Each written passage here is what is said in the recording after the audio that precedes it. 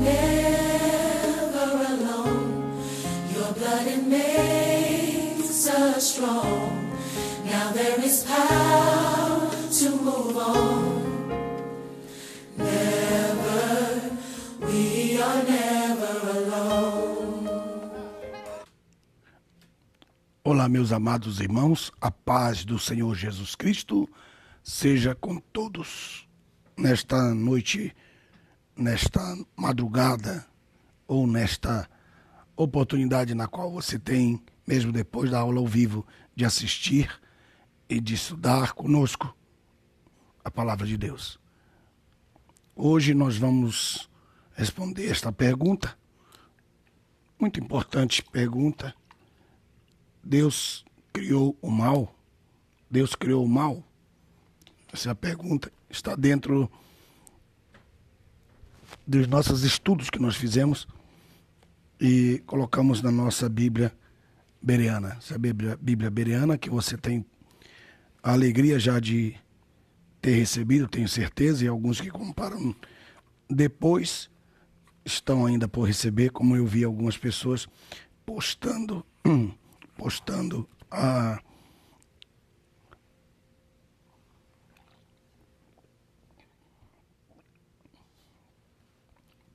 aí o seu rastreio dos Correios brasileiros, e esta Bíblia, ela vai se tornar, tenho certeza, ela vai se tornar um manual de cabeceira daqueles que amam a Bíblia. No início da Bíblia nesta Bíblia nós temos os desenhos do princípio, do Reshit, do princípio. Nós temos aqui as perguntas, respostas em forma de desenho. Um pastor amigo meu escreveu para mim umas frases lindas sobre este assunto. Esse pastor, olhando as figuras, eu entendo perfeitamente o texto, porque cada figura tem um texto correspondente. Eu entendo perfeitamente o que está escrito no texto. Estou feliz. Eu sou daqui do interior do estado do Ceará, mais de 400 quilômetros de Fortaleza.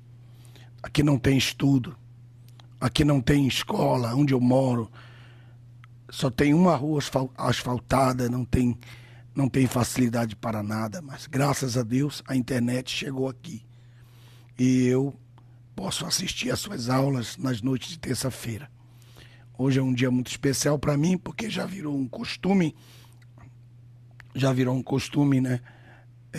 De estarmos já muitos anos, há vários anos, melhor dizendo, dando essa classe. Aqui no meio dela, entre Malaquias e Mateus, você vai encontrar as figuras de Salmos. Lendo o livro de Salmos e olhando as figuras e os textos, você vai perceber que os salmos são messiânicos, os salmos são escatológicos, os salmos são devocionais. Você vai perceber isso claramente nos textos e olhando os textos, observando os outros versículos que nós vamos colocando ao lado e as figuras. Você vai saber de que se trata a cada leitura de cada livro dos Salmos, né? No meio aqui. No final, nós temos também a concordância do aconselhamento. Só palavras que estão ligadas ao aconselhamento. Como, por exemplo, o choro, cicatrizes, né? Circunstâncias, ciúmes, coação, cobiçar, enfim, coerção. Todos os textos da Bíblia que você necessita para esses temas que não estão nas concordâncias naturais, normais, porque elas são gerais, nós colocamos para concordância. Quem aconselha, quem traz palavras de aconselhamento, palavra doutrinária na terça-feira, na quinta, na sexta-feira, isso aqui vai ser uma bênção para eles. Também nós temos o Manual da Episcopologia. o manual da episcopologia. Segundo a Bíblia, os 5 ministérios, que são apóstolos, profetas, evangelistas, pastores e mestres, eles formam o presbitério. Este que é o verdadeiro presbitério da Bíblia, né? Mas, infelizmente, nossos antepassados, lá no início, porque eles foram homens cheios de fé, não podemos dizer que não, eles tiveram muita fé, fizeram uma grande obra, e muitos que tiveram conhecimento ou têm conhecimento não fizeram nem 1% do que eles fizeram. Mas, à medida que o tempo vai passando, Deus vai levantando os mestres, os pastores, os líderes, para ir colocando as coisas no seu devido lugar. É como construir uma casa, e depois você vai ter que arrumar os móveis. E é isso que o mestre faz.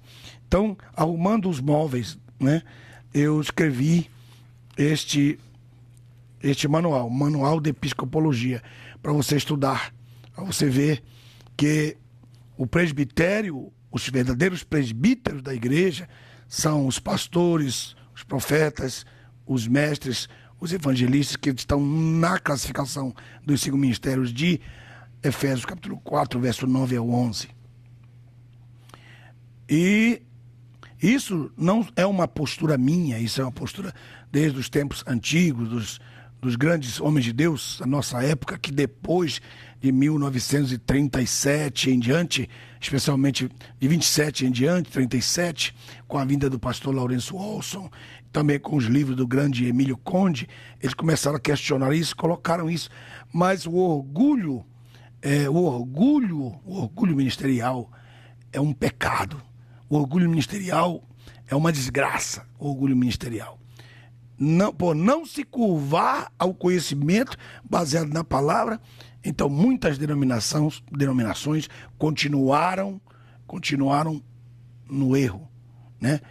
E aí você não pode criticar o adventista, não pode criticar o fulano de tal, a igreja tal, porque também há erros graves no meio da doutrina pentecostal, e nós estamos lutando para que isso seja consertado, né? E isso é possível ser consertado. Então, o presbitério, coloquei aqui também as várias razões pelas quais Deus chamou a mulher para a obra do ministério. Existem algumas limitações para isso, né? Existem algumas limitações para o ministério feminino, mas ela também tem o seu papel no chamado ministerial. Também, não somente esse, mas os falsos líderes, os falsos pastores, os falsos mestres, os falsos evangelistas, nós estamos rodeados deles, há mais do que eles, mais deles em evidência do que os verdadeiros, que são, né, a maioria, mas eles estão calados no seu silêncio. E depois nós colocamos aqui, na parte final, as figuras, né, as ilustrações teológicas da escatologia. Tudo que você precisa ter de ilustração para a escatologia, isto é, a igreja vai passar a grande tribulação, a que vai passar, a que não vai passar, será que isso vai acontecer? E tudo isso eu coloquei em vários desenhos, são muitos mesmos. E depois desse vem então as ilustrações de Apocalipse. Essas começam ali no princípio, aqui no texto de Apocalipse, com os 7. Começa aqui as ilustrações teológicas de Apocalipse. Uma riqueza extraordinária. Depois, algo muito impressionante que você precisa usar para os seus novos convertidos. Um curso exclusivo para os novos convertidos.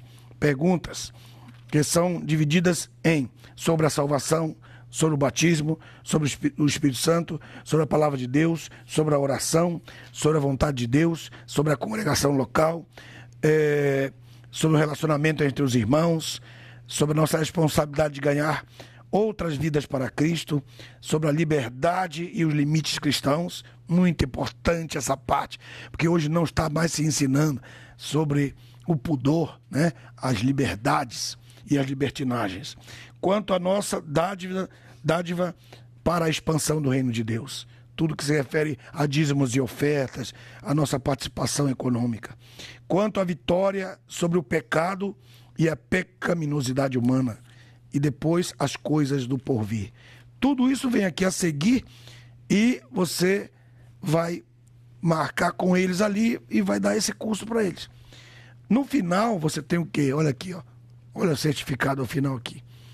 Ele pode receber esse certificado que ele estudou, ou se algum irmão que não é convertido fez a leitura e respondeu as perguntas da Bíblia. São 1000 perguntas que nós vamos colocar no nosso site. Se alguém está aí pronto para colocá-lo, Osana Bible School, porque muita gente não sabe escrever Osana com 2 N's, Bible School. Também nós temos a nossa Bíblia Bereana, que hoje eu não vou falar sobre ela, vou falar na outra aula, para não confundir a mente de vocês, mas a Bíblia Bereana eu a uso, estou usando, estou muito satisfeito, e muitos que já têm a Bíblia Bereana estão usando, porque ela é uma verdadeira tropa de elite para o uso do seu ministério. Hoje nós vamos estudar, como o Mateus colocou aí, Deus criou o mal, e eu gostaria de começar lendo o texto. Mateus, já temos gente para começar? Glória a Jesus. Então, bendito seja o nome do Senhor. Isaías capítulo 45, versículo 7. Deus falando. Posso ler do verso 5 então. Diz assim: Eu sou o Senhor Jeová, e não há outro. Além de mim não há Deus. Eu te cingi, embora não me conheças, para que saibam, desde a saída do sol até ao poente, que não há outro além de mim. Não há outro além de mim. Eu sou o Senhor Jeová, e não há outro. Verso 7. Estou lendo a versão de Nelson, não sei como é que está a sua versão aí, mas estou lendo o verso 7. Aqui. Eu formo a luz e crio as trevas. Faço a paz e crio o mal. Crio o mal. Eu sou o Senhor Jeová, que faço todas estas coisas. Então, aí alguns que são ateus, não existe ateu. Existem os que se rebelam contra Deus e se dizem ateus. Isso é uma verdade absoluta, no medo, né? Só você está com ele dentro do avião, você ouvir que o avião vai cair, que você vai ver que eles são os que têm mais fé, né? Só que eles são rebeldes e se rebelam. São doentes, a maioria deles melancólicos, e o melancólico é um problema. Quando ele tem alguma frustração, alguma tristeza no coração, ele se vira inimigo de todo mundo, e todo mundo não é inimigo dele, né? Algumas pessoas que ele acha que são inimigos, muitas vezes querem ajudá-los, e essas pessoas querem ajudá-los, mas eles acabam no seu melancolismo, como Elias no Horebe. Vamos lá, então o texto, hoje aqui coloquei, Mateus, a câmera está bem grande aqui, Mateus, muito importante que ela esteja bem grande aqui, que ela vou abrir aqui, vou escrever aqui fora, muito importante, ok? Então, vamos lá. Então está escrito aí no verso 7, que Deus faz a paz e cria o mal. Esse é o texto. Antes nós temos que observar alguns pontos importantes para nós chegarmos a essa conclusão hoje, né? Muitas pessoas não têm entendimento, não têm tempo para estudar, ou ouviram de outros, mas elas mesmas não fizeram como os irmãos de Bereia, eles mesmos não procuraram conhecer, estudar. Então eles acabaram formando um preconceito a respeito desse assunto, e muitas pessoas falam, escrevem e vão embora, e fazem uma menção e vão embora, porque elas têm um preconceito antes contra a pessoa, contra a igreja, a denominação, a Bíblia, a versão. Elas, por algum tipo de sentimento, não de virtude, mas de impiedade, muitas delas não têm respeito ao conhecimento adquirido, que muitas vezes o preço é muito alto. Então vamos lá. O texto diz: eu formo a luz, crio as trevas, faço a paz e crio o mal. E ele diz: eu assino, eu sou Jeová. Esse é o Senhor Deus. Então nós temos aqui, quem tem a Bíblia Bereana, já tem esse privilégio. É só abrir na página 39. Página 39 e você vai ter então essa figura. Essa figura. Vou pegar aqui que um momentinho só. Essa figura. Eu não posso perder essa aqui. Essa figura aqui é importante.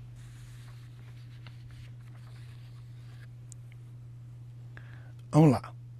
Nós temos aqui, no texto de Gênesis, capítulo 2, versículo 17, eu queria que vocês vissem comigo, para nós começarmos nossa aula. 2, versículo 17. Deus falando, vou ler o verso 15 assim: tomou, pois, o Senhor Deus o homem e o pôs no jardim do Éden, para que o cultivasse e o guardasse. E impôs o Senhor Jeová, Deus, ao homem um preceito, dizendo: de toda a árvore do jardim, isto é, do paraíso, poderás comer, mas da árvore do conhecimento do bem e do mal, dela não comerás, porque no dia em que dela comeres, a morte experimentarás. A morte experimentarás. Esse é o verso 17. É o verso 17. Então, se ele iria experimentar a morte, vamos colocar isso aqui. Eu vou ter que mexer nisso aqui. Depois eu volto para esse desenho. Né? Ora, se a morte e a vida eram duas opções para o homem, preste atenção nisso aqui. Se a morte e a vida eram duas opções, então ele ainda não tinha a vida completa. E ele também não tinha a morte. Então, se ele disse, você vai experimentar a morte, ou você vai ter a vida completa. A vida completa. E que é a vida completa? É a vida eterna. Isso que nós queremos mostrar para vocês. Então, se ele não tinha a vida completa e ele não tinha experimentado a árvore da vida, então ele era mortal. E se ele poderia experimentar a morte, então automaticamente ele não tinha a vida eterna nele completa. Esse é o princípio fundamental. Se você não entender essa primeira parte aqui, automaticamente você não vai poder responder as perguntas que virão a partir desse momento das obras criacionais, das coisas que Deus fez. Então, esse é o princípio.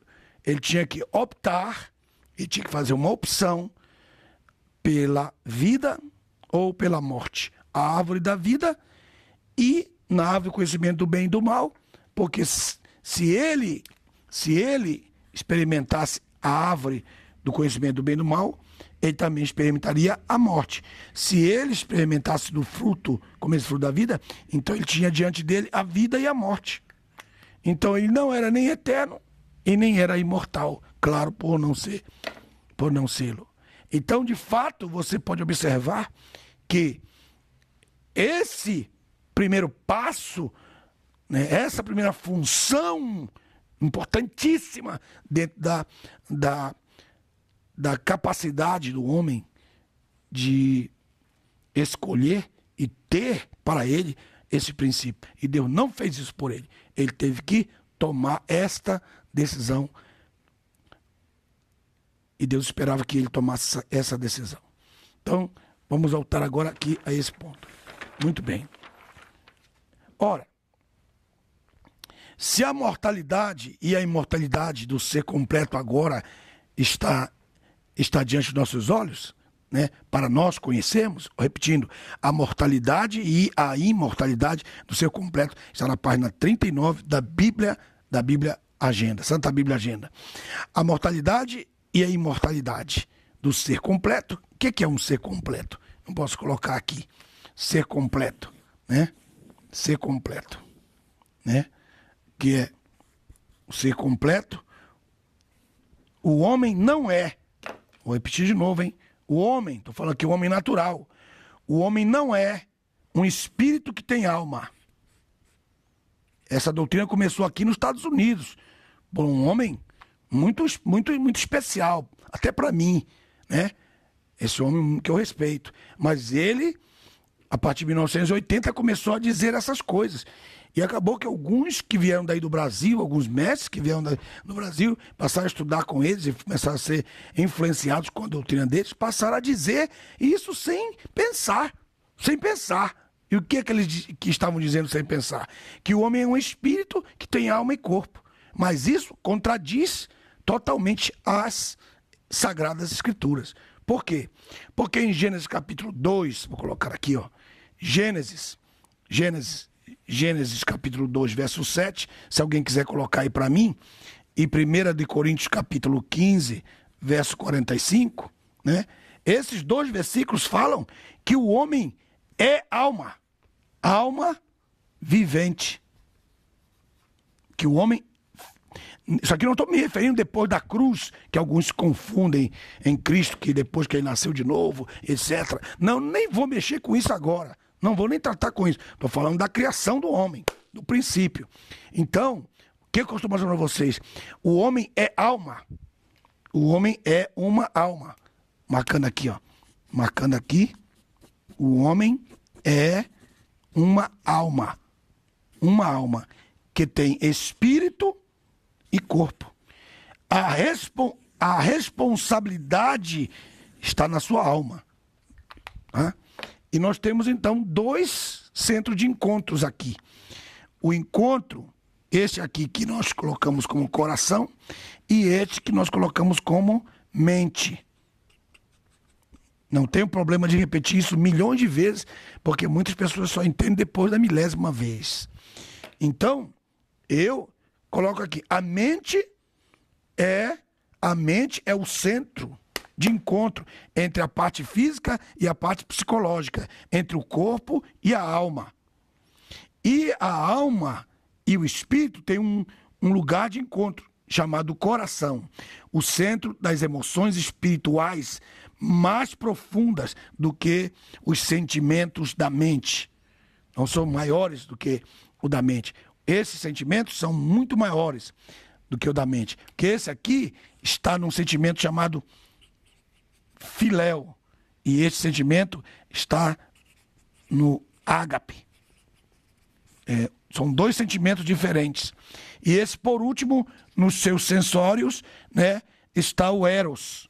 O eros, né, que são os prazeres físicos, o prazer, esse aqui é o prazer da psicologia humana, e esse aqui é o prazer espiritual, a alegria espiritual, o gozo espiritual, o fruto do Espírito que é gerado aqui pelo Espírito de Deus.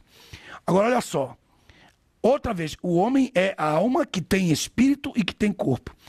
Quando o homem morre, a responsabilidade está na alma, no psique, na alma, que é representada pela mente. Eu coloquei aqui, ó, M, mente, C, coração.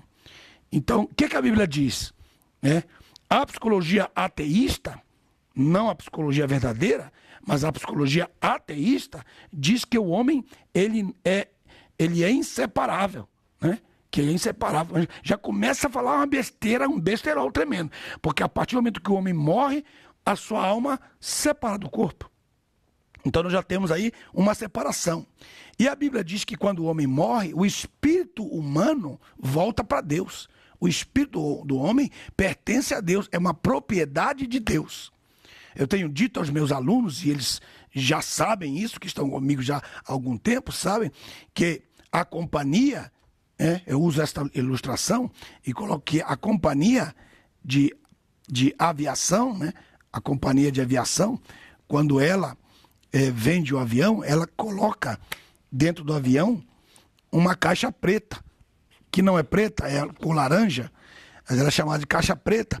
E quando o avião se destrói, essa caixa preta tem um tempo em que ela emite um sinal para ela poder, então, ser achada. E essa caixa preta, ela traz as informações dos últimos momentos do voo, antes que o avião tenha um problema, né? Em alguma área dele, algum lugar, alguma região do avião. Então, essa caixa preta, ela é propriedade da companhia que fabrica o avião.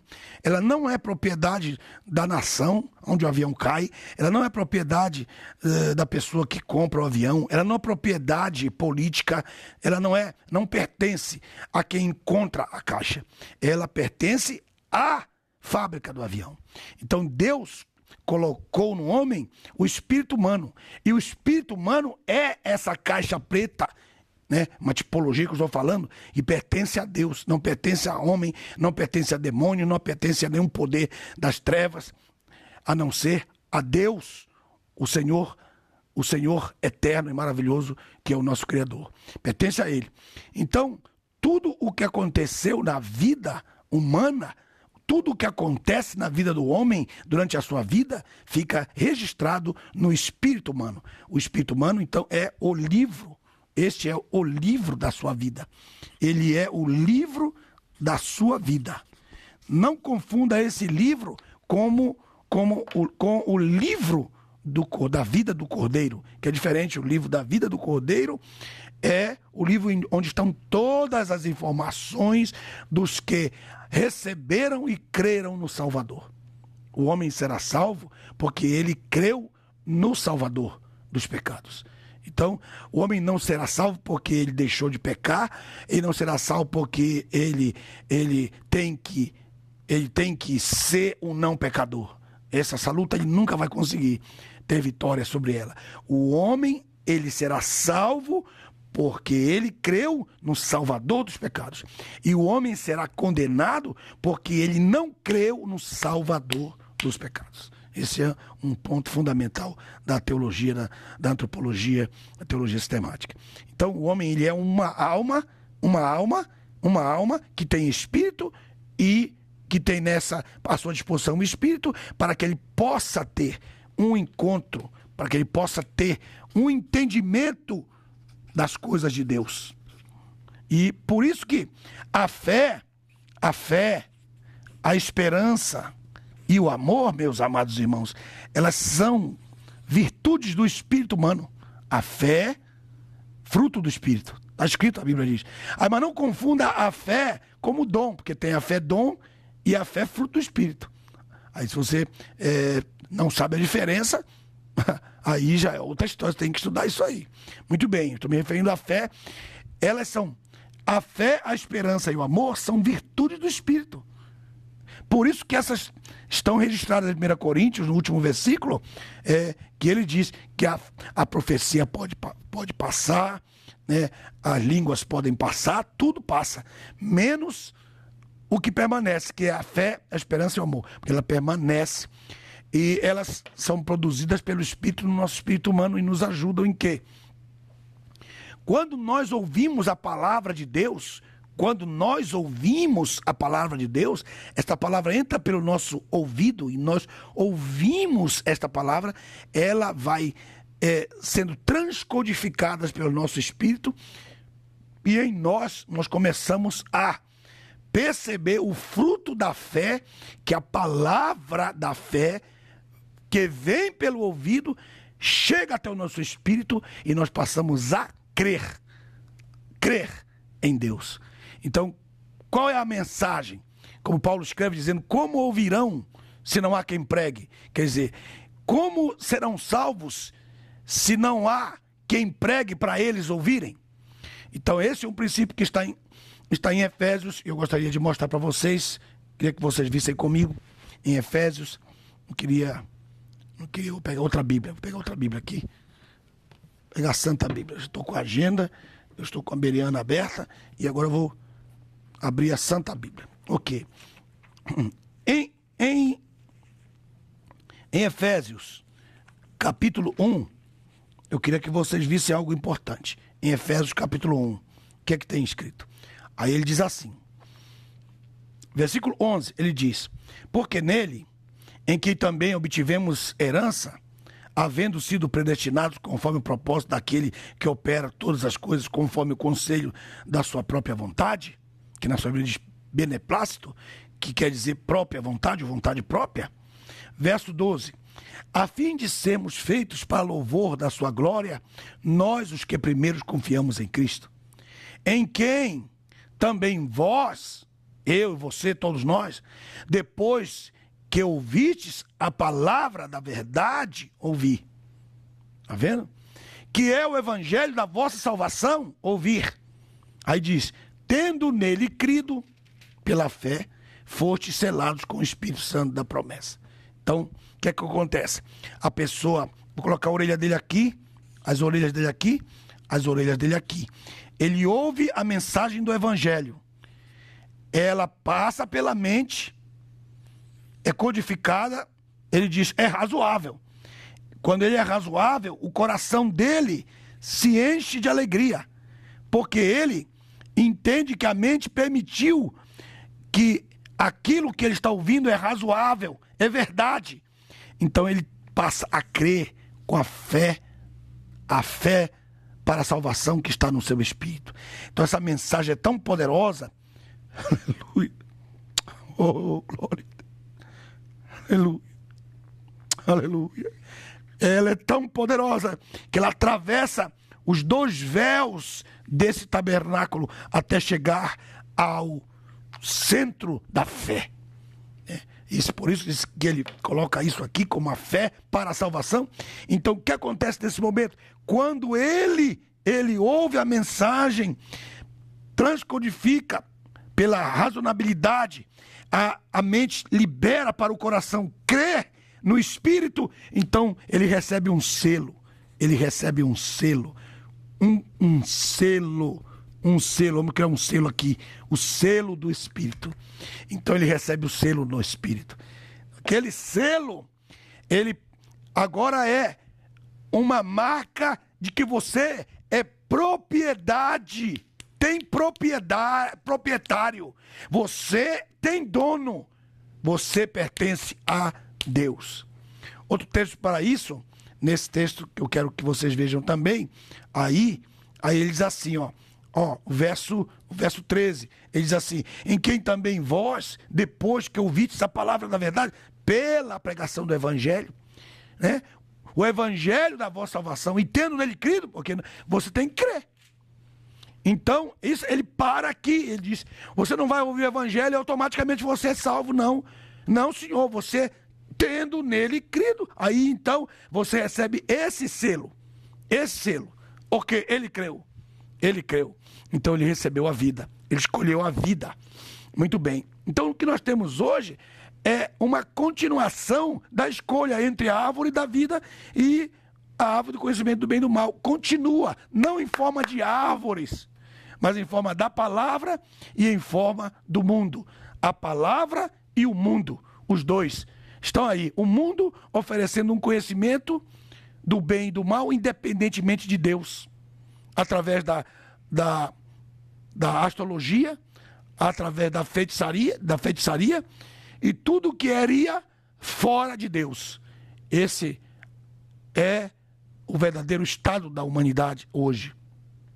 Então, mostrando para vocês, nesse princípio aqui, ele diz, verso 14, o qual, este selo aqui, Mateus, esse selo que ele recebe, depois que ele ouve e crê, ele recebe este selo, assim, o qual é o selo de garantia da nossa herança. Aí você pode marcar esse versículo aí, que herança? Pode perguntar que herança? Que herança? Que herança?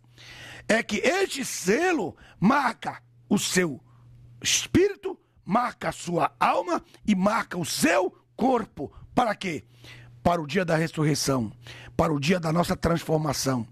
E quando nós formos transformados, num abrir e fechar de olhos, que a Bíblia diz que nós seremos transformados, não abrir, não confunda isso com arrebatamento. Estou falando de transformação desse corpo que é mortal, e quando ele for absorvido pela vida, esse corpo só será digno de receber essa bênção se ele tiver este selo.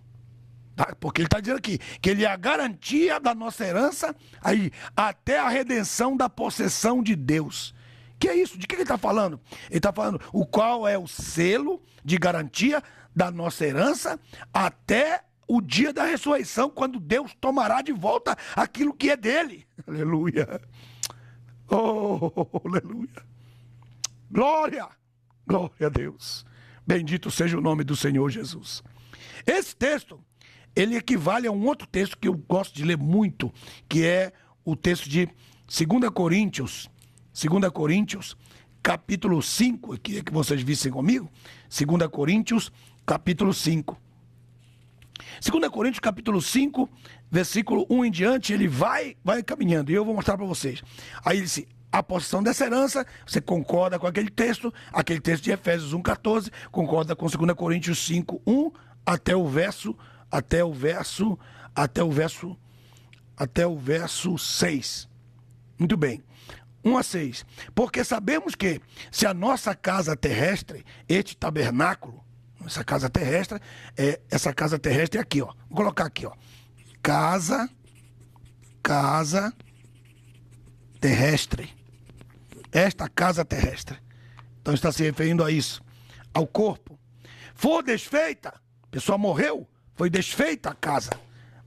Aí ele diz, temos um edifício, casa não feita por mãos, eterna nos céus, que é o corpo da nossa ressurreição, que nós vamos receber quando ele determinar que isso aconteça, antes da vinda do Senhor Jesus. Aí no verso 2 diz assim, e assim neste tabernáculo, verso 2, gememos, por quê? Porque temos enfermidades, dores, todo tipo de dores, todo tipo de enfermidade, e nesse corpo nós estamos desejando ardentemente ser revestidos. Marca a palavra revestidos. Ele foi tão sincero, Paulo, que ele não disse vestido, porque ele disse revestido. Eu não quero morrer, eu quero que esse corpo da ressurreição venha sobre esse corpo que eu tenho e me revista. Por exemplo, eu estou aqui, ó. Esta camisa que eu estou usando aqui é a minha vestimenta, né? Eu tenho mais uma por baixo, que é essa aqui. Então essa reveste essa e esta está sobre essa. Então esta é o sobretudo, ó. Este é o sobretudo, esse é o revestimento e a vestimenta está aqui. Então eu tenho uma vestimenta, nós temos um revestimento e eu tenho um sobretudo.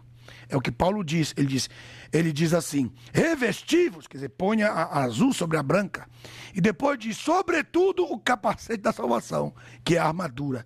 Então nós temos aí 3 tipos de distintas palavras que ele está colocando para nós, mas nós precisamos entender. Quando Paulo disse isso no verso 2, acompanhe no verso 2, e assim, neste tabernáculo, que esse corpo, esta casa terrestre, gememos, desejando ardentemente ser revestidos. Então ele está sendo muito honesto, ele não quer morrer. Ele não quer morrer. Ele não quer morrer, né? Ele diz assim, não, eu quero ser revestidos da nossa habitação que é celestial. Aí no verso 3, acompanhe comigo. Se verdadeiramente fomos achados vestidos e não fomos achados nus. De que ele está se referindo? Ele está dizendo que as pessoas que já morreram, elas estão nuas do corpo. Essas pessoas estão nuas do seu corpo. Então ele diz assim, elas então vão ser achadas nuas. Por quê? Porque quem está vestido são os que estão vivos agora. Por exemplo, eu, o Mateus, estamos aqui neste estúdio, os que estão nos ouvindo agora, vocês estão vestidos, desejando ser revestidos no arrebatamento, para o arrebatamento, quer dizer, quando vocês forem revestidos, então estiverem vivos na ocasião do arrebatamento, vocês vão ser revestidos. Mas os que já morreram, eles foram achados nus. Eles serão achados nus. Aí o verso 3, se verdadeiramente fomos achados vestidos e não fomos achados nus. Então tem os 2 tipos de igreja, a militante e a triunfante. A triunfante já foi. Então ela vai ser achada nua, os corpos deles nus. E nós que estamos vivos somos militantes. Se nós estivermos militando na sua vinda, então na sua volta, nossa reunião com ele, nós seremos achados vestidos e por isso seremos revestidos. E os que estiverem nus, eles serão vestidos, porque eles não estão vestidos. Muito bem, não estarão vestidos. Verso 4. Porque nós, os que estamos neste tabernáculo, gememos oprimidos. Quantos sofrem enfermidade de todos os tipos? Porque não desejamos ser despidos, quer dizer, não queremos morrer, mas sim revestidos, para que o mortal seja absolvido pela vida.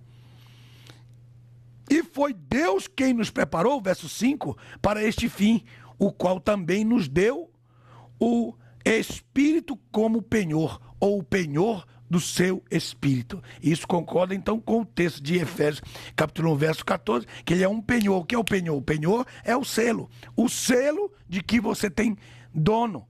Então ele deu o penhor. Nós somos penhorados e selados pelo Espírito para recebermos o privilégio da ressurreição. Aleluia.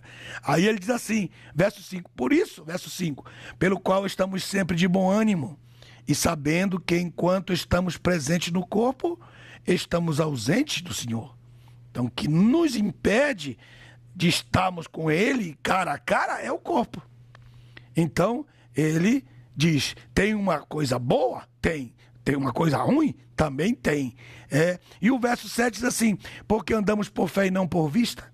E o verso 8 diz, assim, mantendo bom ânimo, mas desejosos, antes de nos ausentarmos deste corpo, para estarmos presentes com o Senhor. Amém, meus amados irmãos? Isso aqui é muito importante, muito importante, muito importante. Quando a gente lê a palavra de Deus, a gente vai percebendo quanto que nós precisamos estudar mais.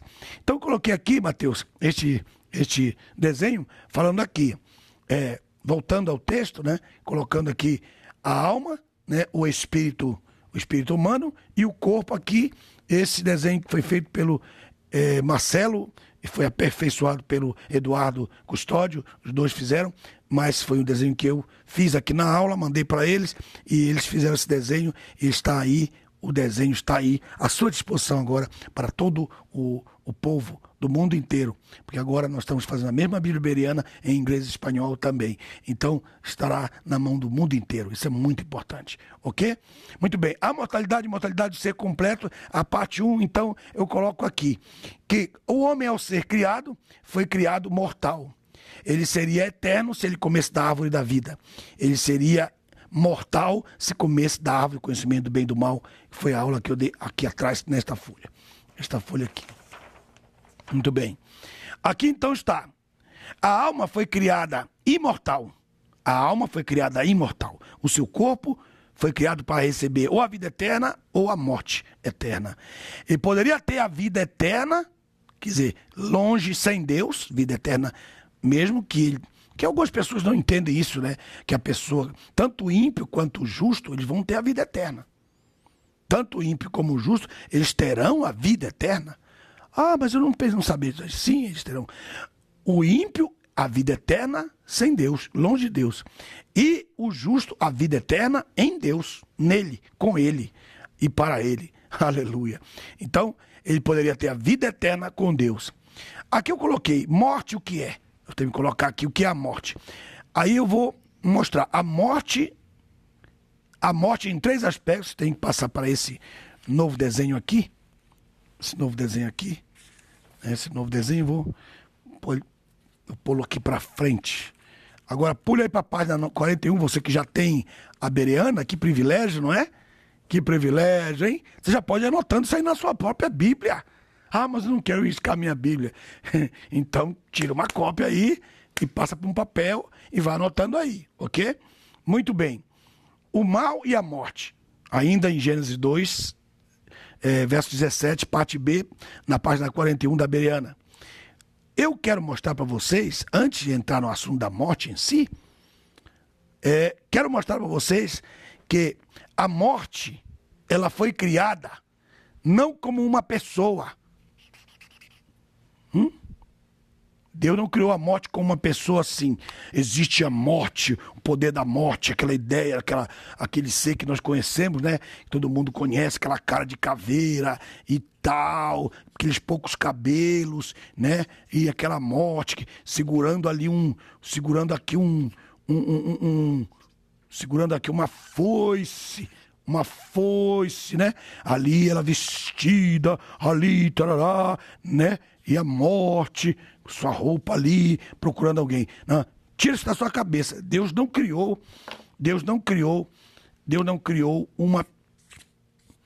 a morte como uma pessoa. Eu pensei que havia um ser espiritual chamado a morte, né? Meus irmãos, nós herdamos tanta besteira, né? Nós herdamos tanta bobagem da mitologia, nós herdamos tanta besteira, meu Deus. Então, Mateus, como é que são as coisas aí? Glória a Deus. Então, que eu quero mostrar para vocês que Deus não criou a morte como esse ser que você conhece. Meu pai conhece a morte. Não, Senhor, não. Tira isso da sua cabeça. Aí Deus criou a morte como? Aqui está importante. Mateus está pegando aqui isso aqui. Deus criou a morte como um estado. Que estado? Estado do Pará, o estado do Amazonas? Não se refere a um local, senão a um estado. Como, por exemplo, a água. Quais são os 3 estados da água? Os 3 estados da água. Sólido, a água pode estar sólida, a água pode estar líquida ou a água pode estar gasosa. Então, nós aprendemos na escola quais os 3 estados da água. Estados nesse sentido, né? Condição, no sentido de condição. Então, ele criou o mal como estado, como condição. Foi isso que ele fez. Eu crio o mal como estado. Ok, muito bem. Ficou ali o mal como estado. Mas como ele era um Deus presciente, ele era um Deus sábio, ele era um Deus que conhecia todas as coisas, e ele sabia, e mesmo assim, isso não interfere de forma nenhuma na sua presciência, o fato dele saber, e não interfere de forma nenhuma nas suas escolhas pessoais. Isso é muito importante isso aqui. Ele também criou o mal como lugar. E o que nós podemos chamar de mal como lugar? Aí eu coloquei o Sheol, como é conhecido no Antigo Testamento no hebraico, e o Hades, como ele é conhecido no grego para o Novo Testamento. Por exemplo, lugar de tormentos, que nós tratamos como se fosse uma parábola, mas não é uma parábola. Na sua Bíblia, alguém pôs uma epígrafe e colocou erradamente porque ele não tinha conhecimento teológico. E aí lascou essa epígrafe na sua Bíblia. Né? Todos nós podemos errar, não estou criticando, só estou dizendo que foi feito um erro. E qual erro? Dizer que a história do rico e Lázaro é uma parábola, e não é uma parábola, arrisca isso daí. A história do rico e Lázaro é uma história, porque senão Abraão seria uma parábola. E Abraão é citado, Lázaro é citado, e quando há um nome para as personalidades, então já não é mais uma parábola. E como que eu faço a diferença? Quando você vê certo homem, certo dia, certo pai de família, um certo homem, uma mulher tomou e tal, aí já é uma parábola. Mas quando ele cita uma história e usa o nome de patriarcas que trazem e são pai das doutrinas, da fé de todos nós, isso aí não é uma parábola. Senão eu coloco Abraão, eu ponho Abraão, Isaac, Jacó e todos que estão ali no seio de Abraão, estavam no seio de Abraão, porque eles não estão mais, porque depois da morte de Jesus Cristo, esse lugar chamado seio de Abraão foi trasladado para a região da Nova Jerusalém. Paulo visitou e chamou lá de paraíso, mas eu não quero tratar desse assunto agora, pelo amor de Deus. Então, Deus criou o mal como estado, e Deus criou o mal como lugar. Para quê? Para que o estado do mal vivesse. Esse estado do mal fosse para cá. E agora o homem? Aqui está, voltando outra vez aqui para vocês, no princípio, aqui a nossa aula de hoje, que eu coloquei aqui. Deixa eu ver. Melhor eu faço outro. Eu faço outro aqui, né? Faço outro, que vai se juntando com esse. Aqui, estão vendo? Aqui, ó. O homem teria que escolher a morte ou a vida. Essa era a escolha do homem. Essa escolha também foi feita igualmente pelos anjos. também os anjos, eles foram criados nas mesmas condições, com a condição de escolher. Entendeu? E a eleição deles seria confirmada depois da fé. Se nele creres, tendo neles creres, crido, tendo nele crido e tal. Ok. Então, como é que eu faço isso aqui? Presta atenção. Então, vamos pôr os anjos. Vamos colocar os anjos aqui. Ok, os anjos. Então, nós temos, eles tinham aqui a não eleição e eles tinham a eleição. O que Paulo escreveu quando ele fala da eleição aqui, que é o que eu li para vocês, e o que Pedro escreve, quando Pedro escreve, que é mais profundo do que Paulo nesse aspecto, em que ele é mais profundo? Quando ele falou dos anjos eleitos. Quando Pedro falou dos anjos eleitos, alguém quiser colocar aí para os irmãos esse versículo, está em Pedro, colocando aí na segunda epístola, ele coloca aí dos anjos eleitos. Por quê? Porque esses anjos eleitos que ficaram, que aqui eu vou colocar aqui, ó, nós colocamos aqui 3 partes. Primeira parte, segunda parte, terceira parte. Então, uma terceira parte dos anjos, vou colocar qualquer uma aqui, uma terceira parte ficou sem eleição. Por quê? Porque eles escolheram o luzeiro. Eles escolheram o luzeiro, que quer dizer o portador da luz, né? O que Jerônimo colocou ali de Lúcifer, eu não falo. Eu uso porque tem alguns que não vão entender. Eu uso para chamar a atenção de quem que eu estou me referindo. Mas o texto correto do hebraico é luzeiro, o portador da luz. Então, ele foi a escolha dos anjos. Para eles, veja bem, para eles, escute bem, para os anjos que escolhessem o luzeiro e não escolhesse Deus, né, jamais eles teriam a eleição. Mas essas 2 terceiras partes aqui foram eleitas. É disso que Pedro fala, dos anjos eleitos, né? Esses anjos eleitos, por causa da decisão que eles tomaram a favor do capitão dos exércitos do Senhor, que naquele tempo não era revelado como o Filho de Deus, e só veio acontecer depois da encarnação para frente. Isso já é outra aula, você tem que estudar. Ok? Então, o que nós temos aqui? Nós temos aqui que, da mesma forma como os anjos escolheram entre ser eleito e não ser eleitos, às vezes eles deixaram de ser eternos porque eles não foram eleitos. Não, eles deixaram de ser eternos, eles serão eternamente possuidores desse lugar, que é o lugar do mal. Mas antes dele assumir o lugar do mal, Deus criou o inferno, disse que Deus preparou para o diabo e seus anjos. Então esse lugar, chamado inferno, ou lago de fogo, foi preparado para o diabo e seus anjos, que é o lugar de quem assume o estado do mal. Então, o que eu quero concluir agora?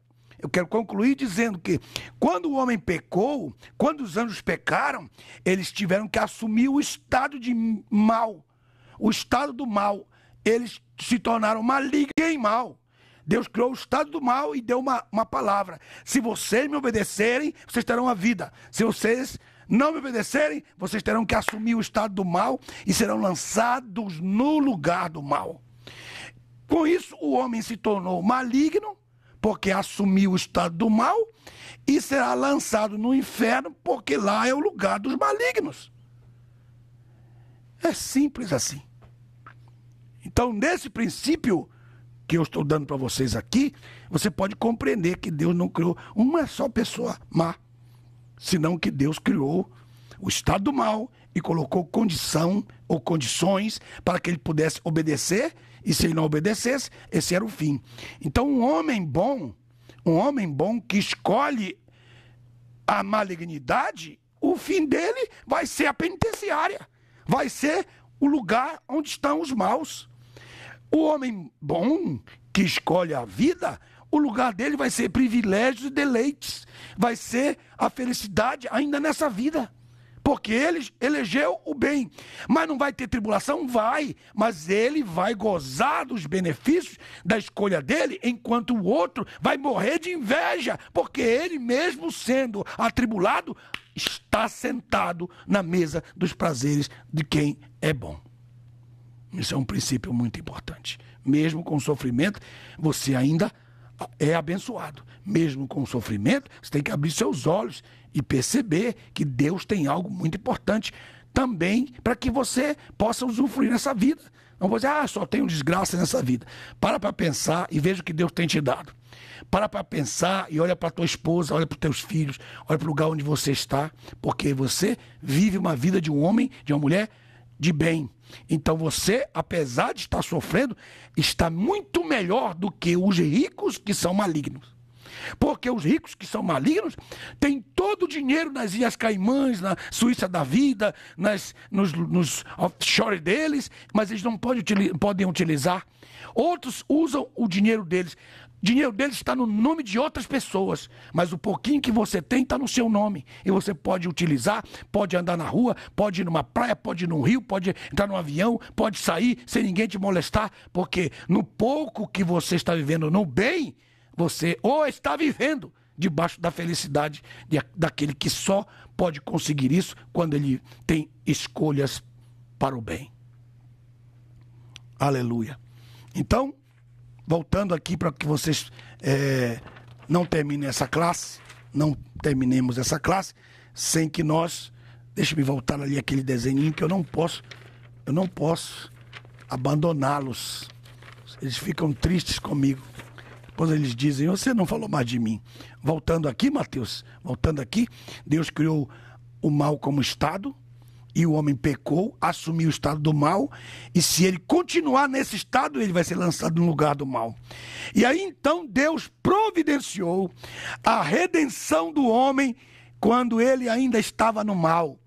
E mandou o seu filho para morrer na cruz do Calvário, para que ele pudesse ouvir a mensagem do Evangelho e optar por Cristo e sair do lugar, sair do destino do lugar do mal, que é o lago de fogo, ainda nessa vida, ou no inferno, onde o próprio Hades ou Sheol será lançado com toda certeza. Então, nesse aspecto aqui, que eu quero mostrar para vocês, já estou mostrando, o homem foi criado na condição de poder escolher se ele assumia esse estado do mal ou do bem.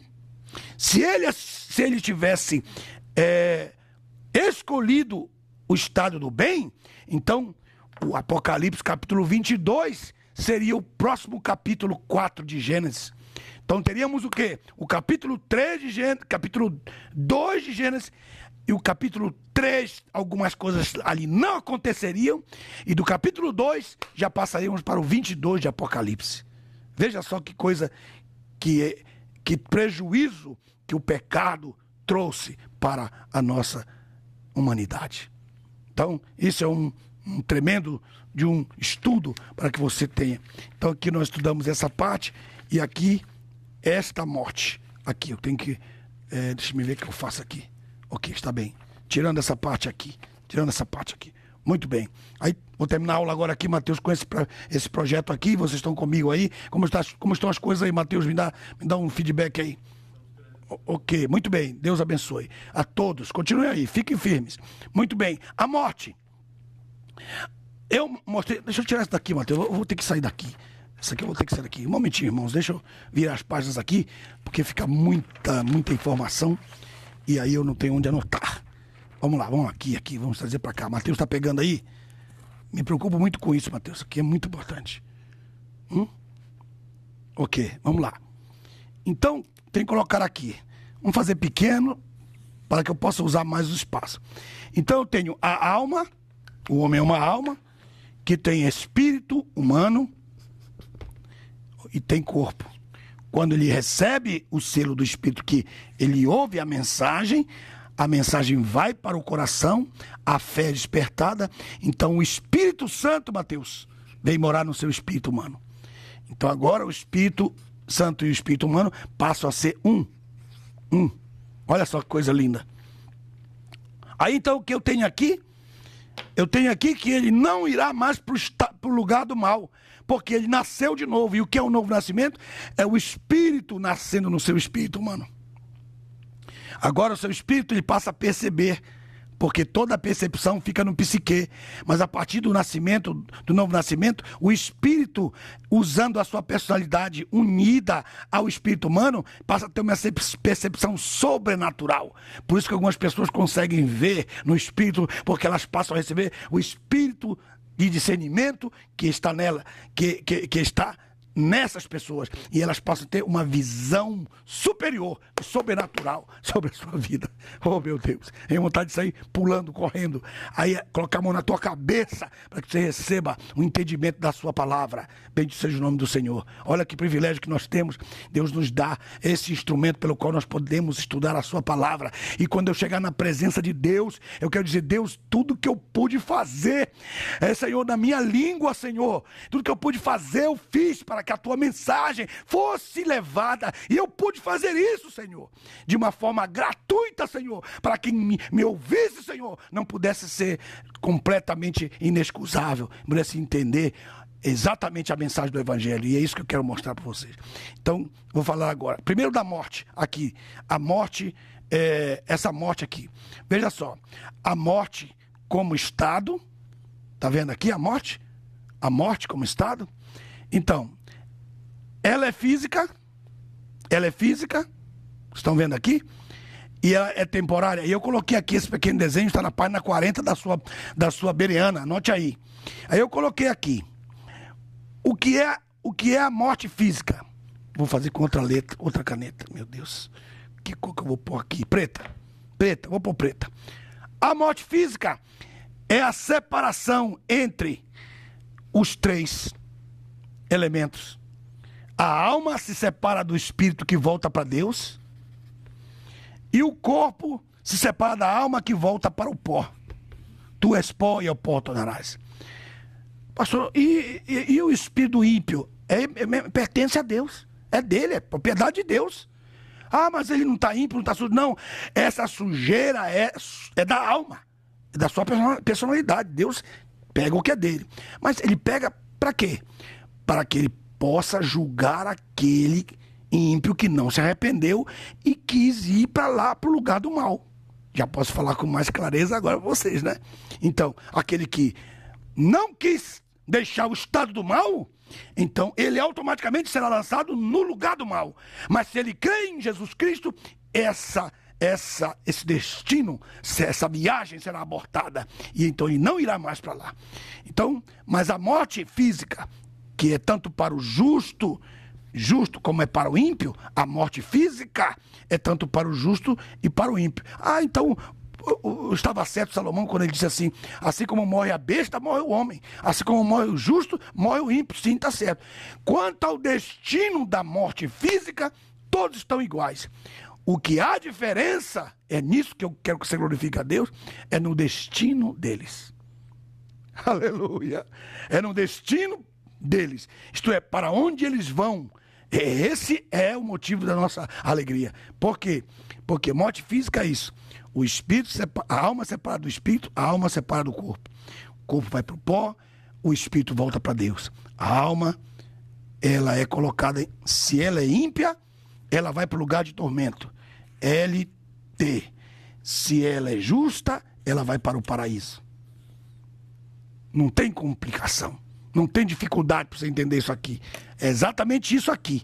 Se ela é ímpia, ela vai para o lugar de tormento. Se ela é justa, ela vai para o paraíso. O lugar de tormento é baixo, o lugar do paraíso é cima. Tá? Paulo visitou, ele foi ao terceiro céu, ele visitou o terceiro céu, o céu de Deus. Ele também foi ao paraíso, que também fica num departamento do céu. E isso está em 2 Coríntios, capítulo 12, verso 1 até o verso 6. Você vai entender isso aí. Então, a morte física,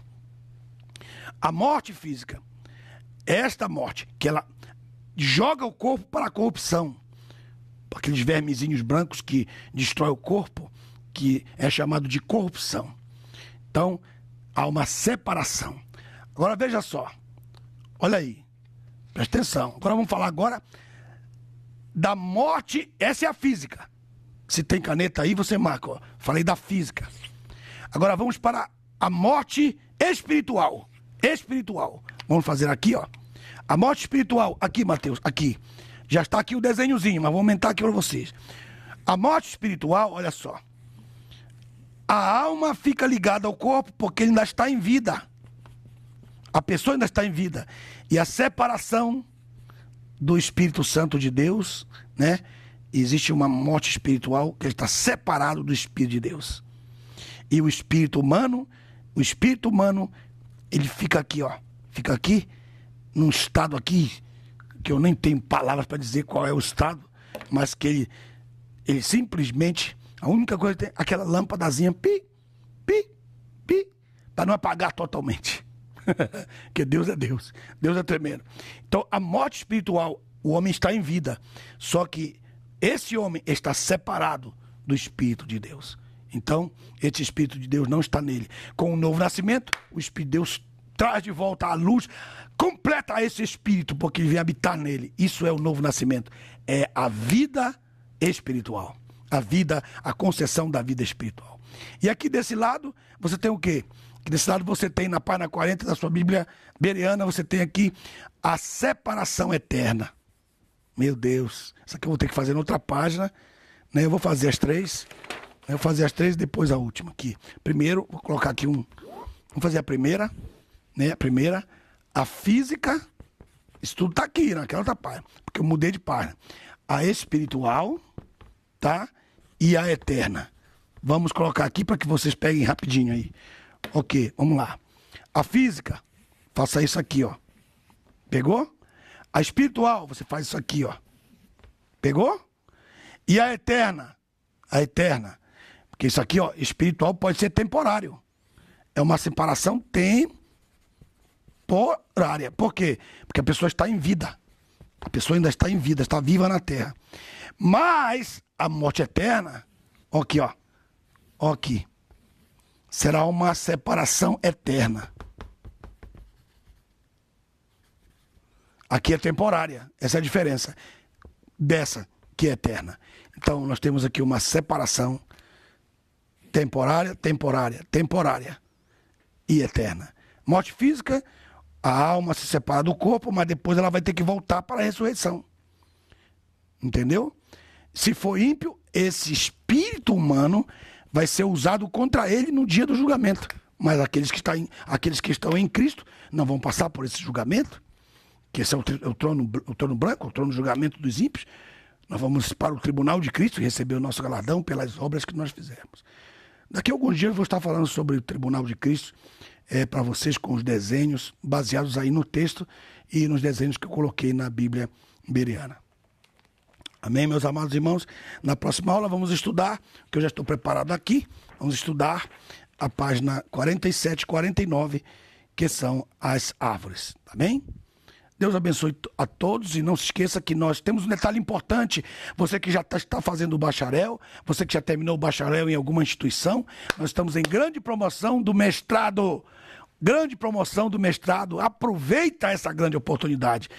Grande promoção do mestrado, não vai demorar muito tempo, porque esse aqui é muito mais especial para aqueles que estão realmente estudando e fizeram. Não se esqueça de que nós estamos à sua disposição, à vossa disposição, em nome do Senhor Jesus, nos preparando para estarmos juntos aí no Brasil, se Deus quiser. Um grande abraço a todos, em nome de Jesus. Até terça-feira.